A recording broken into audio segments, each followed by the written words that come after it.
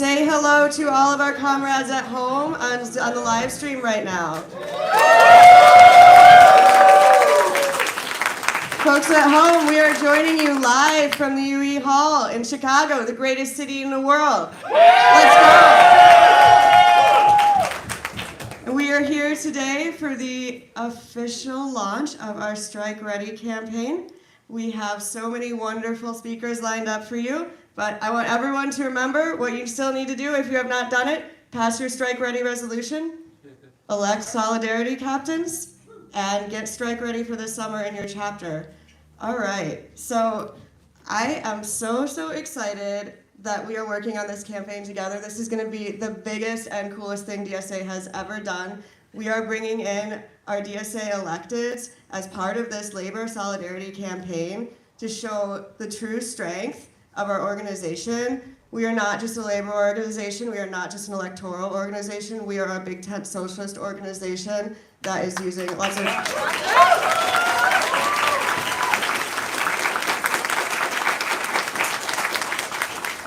We are doing these things together because this is how we win. This is how we build power. And someone who can maybe tell us a little more about building power today, I'm going to introduce to you your NPC chair, Christian.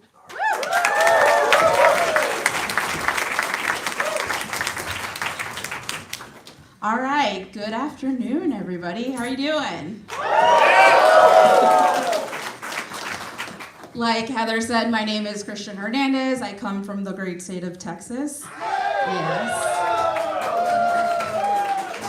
Now, for anybody watching or here in the crowd who does not know what DSA is a political organization funded by the membership dues of tens of thousands of ordinary people in hundreds of chapters all over the country, including in my hometown of Dallas, Texas, and here in the great city of Chicago, Illinois. I want to start by giving a huge shout out and thank you to UE. As we stand here in their historic Union Hall today, we have spent the last couple years working together with UE on our shared project known as EWOC, the Emergency Workplace Organized Committee. Yeah, give it up for EWOC, yes.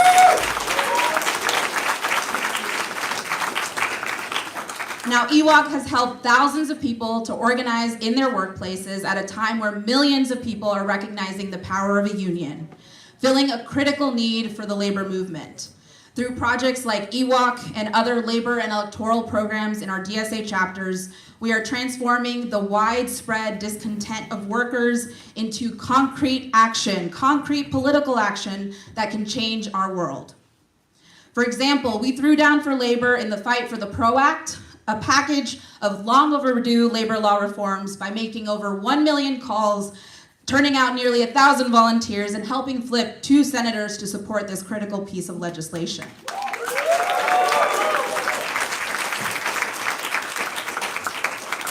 Now, why do Democratic Socialists stand with labor? Because labor creates all wealth, because we create all wealth.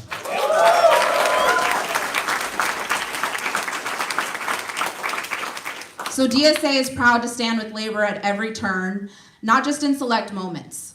Our members all across the country are doing the diligent and daily work of helping build the labor movement by organizing in their unions, on the shop floor, at the ballot box, and in their union halls. They are organizing every day to build the most powerful labor movement possible, to get their unions in fighting shape, and to ensure that we have a militant, democratic labor movement that can transform our society.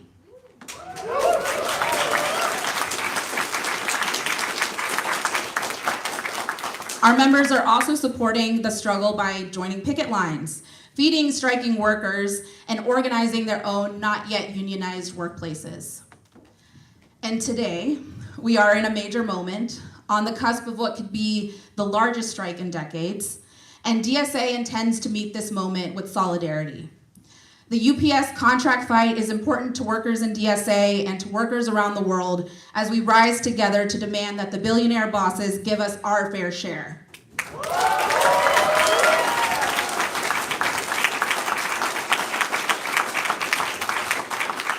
We are calling on every single one of our members to mobilize in support of this contract fight as our highest priority. If UPS decides to force a strike by not giving every worker their share in the profits that they've created, by not meeting the workers' demands, we will be there to help every Teamster hold the line.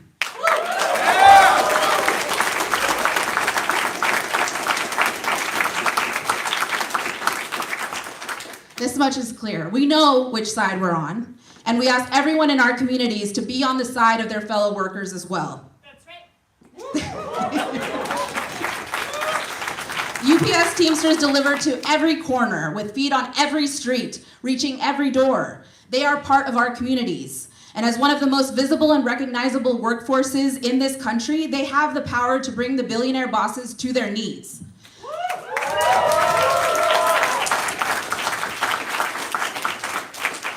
Not just for themselves, but to show every worker how to fight for what they deserve in this fight and for every future fight.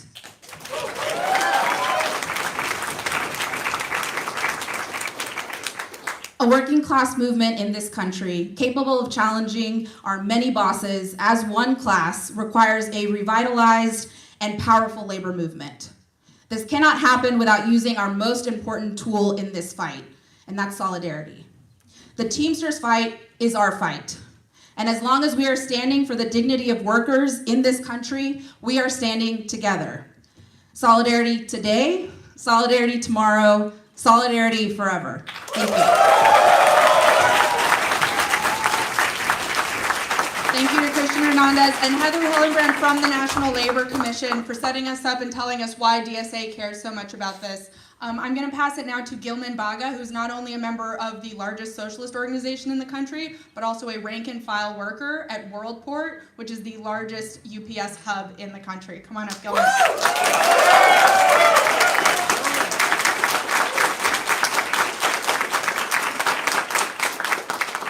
So the context of this great and mighty battle that we find ourselves upon is that 340,000 workers covered under the single largest private sector union contract in this country are coming up against their contract expiration on July 31st.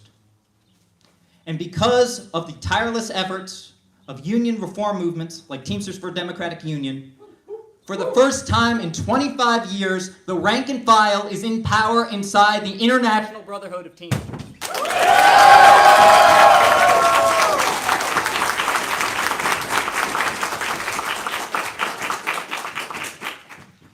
And because of this, our union leadership says that if we do not have a contract by August 1st, we are walking.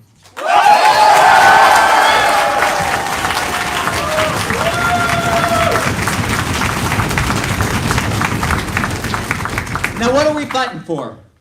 We're fighting against personal vehicle drivers, which are a threat to our union, which is threatening the gigification of our union that we are seeing. We are fighting against 22-4 driver classification, which has created a two-tier system inside our union which divides workers and divides drivers. We are fighting against the poverty wages that myself and my co-workers face as part-time workers inside the buildings. And we are fighting for brother Esteban Chavez Jr., a driver who was 24 when he died of a heat stroke because the company refuses to put AC in our cars to deal with the existential threat of climate change that threatens worker safety across the nation and across the world. That's right.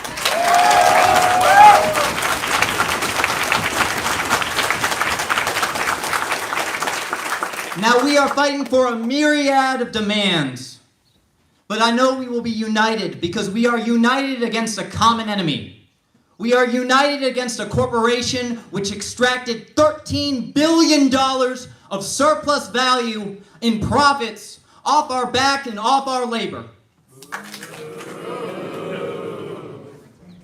And I know we are united because I have seen my coworkers be united as we have organized for a strong contract over the last year at WorldPort. I have seen so many of my fellow union brothers, sisters, and siblings grow and develop as organizers. I've seen new employees come in not knowing anything about a union. And now they're able to cite contract and call supervisors out when they're working.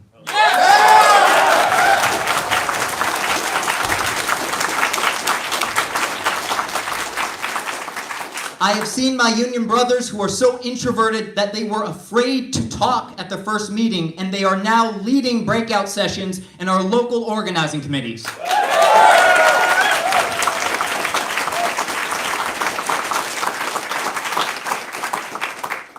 I have seen workers who have been injured, who have been electrocuted because of the unsafe working conditions at Worldport, stand together and come out night after night after night to meetings and pledge card drives to talk to their coworkers, to organize, to transform their working conditions.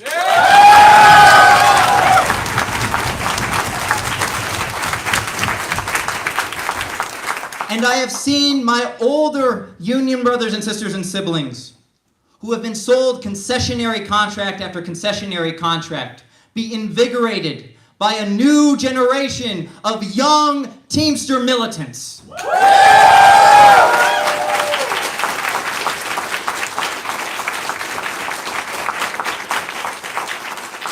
So I am confident that we will win. Because when the working class stands together, nothing can stop us. Oh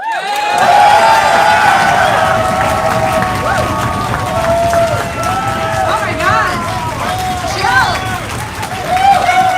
Well, usually I would feel really bad for whoever had to go on after that, but luckily I know that the person that we have up next is one of our best public speakers, one of our most militant electeds, one of my personal Chicago DSA comrades, Byron Sitcho Lopez, Alderman of my...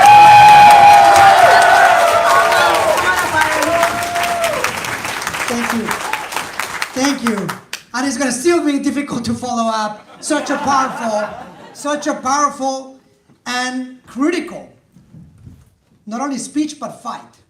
So first and foremost, thank you, all of you, for being here. DSA brothers, siblings, sisters, for being with us today.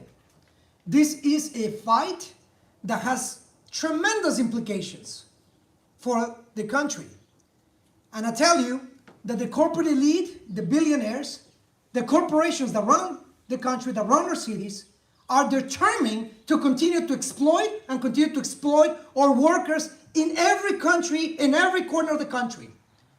The question to us is, what are we going to do about that? This is the time to stand up and fight back for the rights of our workers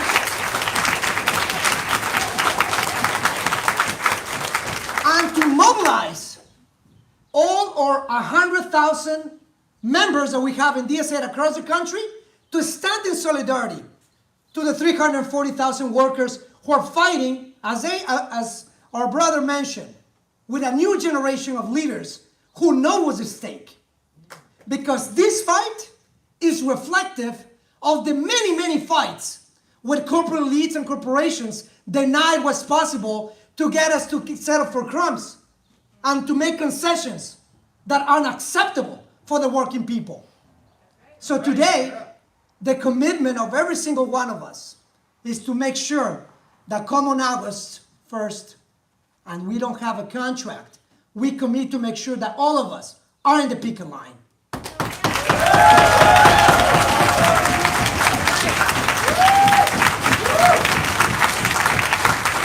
And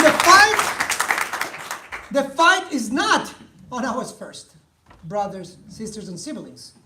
The fight already started long ago. That's right. For the many people that have fought before us, but especially for the courageous leaders who are fighting today.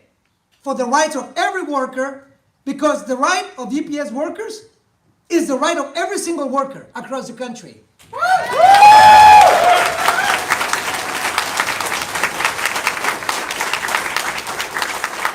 This is the most critical private and the biggest private contract in the country. And as such, we're gonna treat it as such. And so, we are ready in the City Council, and I mentioned to my brother Sean, to start with a resolution in City Council to support the efforts of Teamsters in the hopes that we'll reach an agreement, but to make a commitment that we will mobilize not only your rank and file, but when we mobilize every single elected official who is standing with DSA, who should stand with our brothers and sisters and siblings on the Teamsters.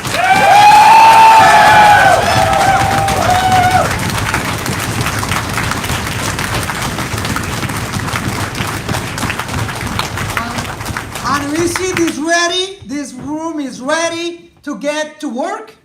And I tell you, there has not been a more historic moment for us.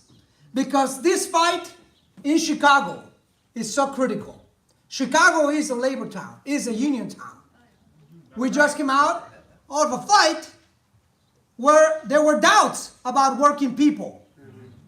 Putting behind the neoliberals, the capitalist elites, the billionaires that only in our race spent almost $500,000 to try to silence working people that did not succeed. Woo! And I tell you that when we talk about socialism every day, and we talk about the rank and file and the need to unionize, I don't only see less people afraid of it.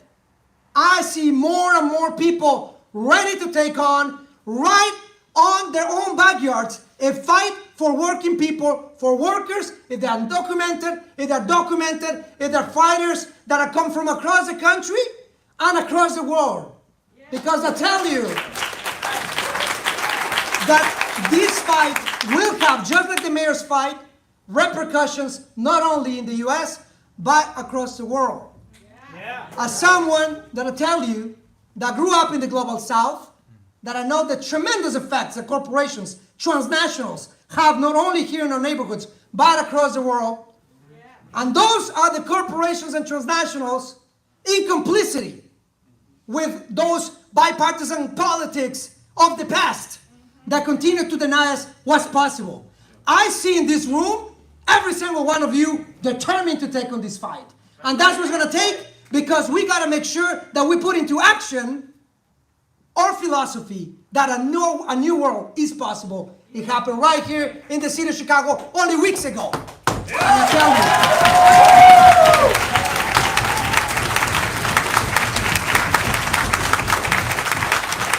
and this century, this is the biggest contract and the biggest fight in a century.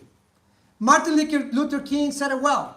The minute that the labor movement meets the civil rights movement, not only here in the US, but across the world, brothers, sisters, and siblings, we haven't seen yet what's possible, because when we put working people ahead of those profits, here in Chicago, and across the world, and across the country, I tell you, there will be peace.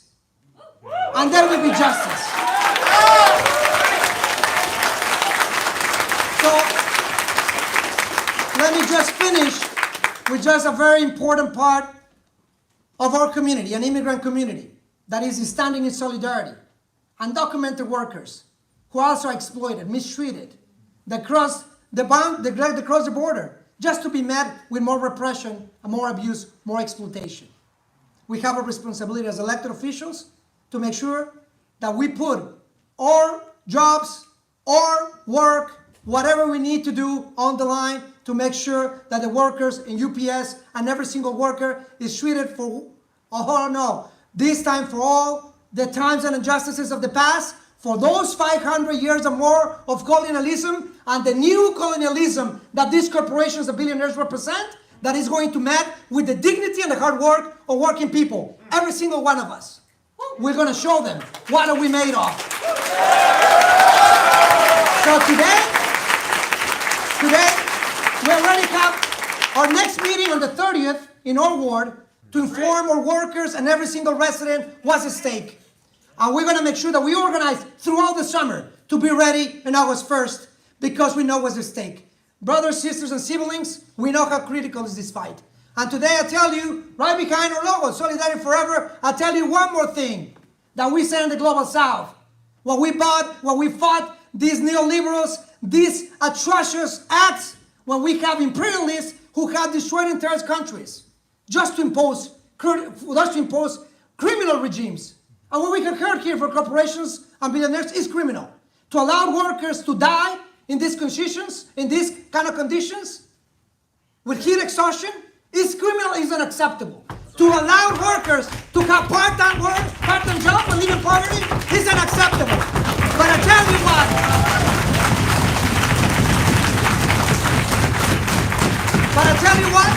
as we said in the Global South, and we said it here in Chicago, all power to the people. And we want to translate it in Spanish with Solidarity Forever. Hasta la victoria siempre.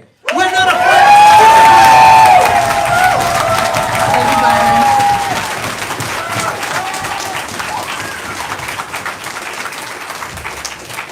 All right. Thank you so much, Byron. Well, now somebody's going to have to go on after that. But luckily, we're going to bring to the stage Sean Orr, who's been fighting. We love him. As we all like to say, if Sean Orr has 5,000 followers, I am one of them. If Sean Orr has one, I'm just kidding. Welcome to the stage, Sean Orr. He is a rank and file Teamster. He is a DSA leader. He is a Chicagoan. And he's a hell of a public speaker, so I can't wait to hear what you got. All right. Thank you, comrades, for all being here. Can we please give another round of applause for our entire panel here? This is phenomenal. Absolutely phenomenal. This is what it looks like when DSA goes all in for a workers' fight. That's what we are doing here today. That's what Strike Ready campaign is. It's a simple idea. We have an entire organization, the largest socialist organization this country has seen in a century, right? And we want to make sure that DSA, on all levels, wherever we are at, if we're in a chapter, if we're in the national body, if we are an elected official, that between now and August 1st, we are doing everything we can to be ready to support the Teamsters in their upcoming contract fight. Because if they have to hit the streets and form picket lines because UPS forces a strike, because UPS is unwilling to meet the just demands that my brother Gilman just raised here, then DSA is going to be right there with them. A critical part of that is our Strike Ready resolution for our chapters. Many of your chapters have passed this already, right? This is the basic form of getting involved in this campaign. To get solidarity captains, to start holding fundraisers, to hold constituency meetings in your areas, to go door knocking, to build the support and broaden this out and make this a whole class-wide fight to back up our brothers and sisters at UPS. That's critical, and that needs to keep going. Right now, we have something around 60 chapters that have passed this resolution. We need all chapters of DSA and all chapters of YDSA to put this resolution on the table and to be a part of this effort, because this organization is only as strong as we are united. Unity is our strength as an organization, as a class, whether that is on the job site, whether that is in society as a whole. Unity is strength, and solidarity is our weapon. We all need to be practicing that, okay? Now, another critical part of our Strike Ready campaign is that we have been organizing our electeds. And so today, it's gone out on social media. We have had over 60 elected officials who are dues-paying members of DSA who have signed on to a solidarity letter to stand with the UPS Teamsters no matter what. And their letter, which my brother and comrade Byron is the signatory of, as well as the rest of the Chicago DSA Socialist slate in office, this letter has said that they are going to commit to public statements of support for the Teamsters, to organizing constituency meetings to raise the demands of the rank and file with their constituents, which we are already organizing here in Chicago, to reach out to the IBT and lend their support and their solidarity to whatever the Teamsters need. Because that's what solidarity is. We're not coming out here telling the Teamsters what they need to do, telling the workers what they need to do. We see people in a fight, we go up to them and we say, what do you need, brother and sister, to help? What do you need to win? That's what we are going to do. That's what this is. And all of our elected officials have also said, they have signed this letter. They have also said that if a strike happens, if UPS forces a strike, then they will be on the picket line to stand by those Teamsters until the fight is over. That's what DSA is. This is what it looks like when we bring this whole organization together. And we are a democratic organization. We're an organization of our membership, right? We practice what we preach. We believe in a world of socialism and democracy, and we practice that in our organization. And I know that we get contentious sometimes, and we have our debates, and we're trying to figure out a way out of this hell that we are all in, okay? And that's important. We need that space. But as anyone will tell you that's ever been in a fight with a boss, whether it's on the job, whether it's at a bargaining table, or it's at a picket line, we have our debates among ourselves, but when we're facing down the enemy, we close ranks and we face them as one, and that's what DSA is going to do in this fight. We are going to face the capitalists as one. So comrades, this fight is an incredibly important one. UPS is not going into this fight just thinking in the interests of UPS board of directors.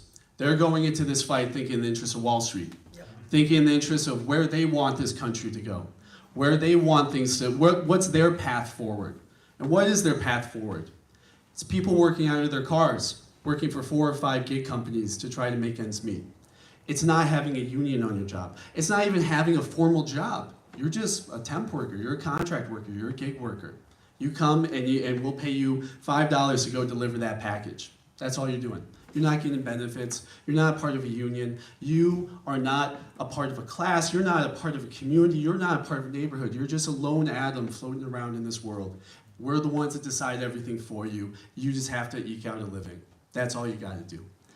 We say no to that. That's the future that finance wants. That's the future that capital wants. And that's what they are trying to play out in this UPS contract fight, right? Because they see what they need to do, and they see one thing standing in the way of them getting to dictate the terms of this country for the rest of our future. And that is the single largest private sector bargaining contract in this country. The contract that the Teamsters have at UPS, and they mean to break that contract. They mean to break that contract. This is a fight not just for the Teamsters, not just for our 340,000 coworkers at UPS who deserve a better living and deserve a dignified job. This is a contract fight for the future direction of this country, right? So where do we want this to go? Do we want UPS and do we want the Wall Street and the financial elite to dictate the terms that we are going to live under? Or are we going to say hell no, and they're going to face a wall of solidarity on the picket lines when they mean to force this upon us? Comrades, we need to go all in on this fight. If UPS Teamsters face this alone, then we are not going to be able to come out of that with the kind of fight we need, with the kind of contract we need, with the kind of future that we need. We need to come out there and we need to broaden this fight out. This is not going to be won just by DSA, just by the Teamsters, but by us bringing everybody together. We bring the whole class into this fight. Just like what Byron was raising here in Chicago, we are changing the dynamics of the city. We need to change the dynamics around the country. So please, wherever you are, reach out to your other organizations. If you are in a union, get your union to pass a resolution in support of the Teamsters. Invite a Teamster to come speak on our contract demands. We need to broaden this fight out, comrades. We need to broaden this fight out, and we need to win this. Because if we don't, then what future are we going to be forced to live under? But if we meet this head on, what future can we have that we build together? That's what we have, comrades. Let's do it. Can we give it up for Sean? All right, so now if we have anybody in the press who would like to ask a question of one of our comrades, if you want to just come down kind of this middle line. Do we have any questions?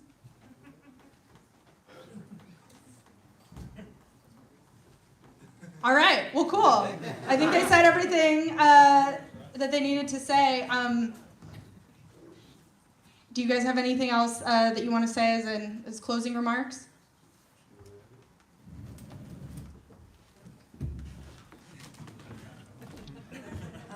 Yeah, I would just say to everybody, watch this space and DSA is not done with this fight. You are going to be seeing a lot of stuff get released through social media and through media blasts, through emails over the next week and the coming weeks. But I encourage everybody who is here, who's in a DSA chapter or YDSA chapter, go home and get back to work, because we need to get everybody involved in this fight. We need to get all 90,000 plus members of our organization ready to support the Teamsters come August 1st, and I know we can do it. And we're going to come out of this fight in a stronger position as a labor movement, a stronger position as DSA, a stronger position as the Teamsters, and a stronger position as a working class. Thank you, Congress.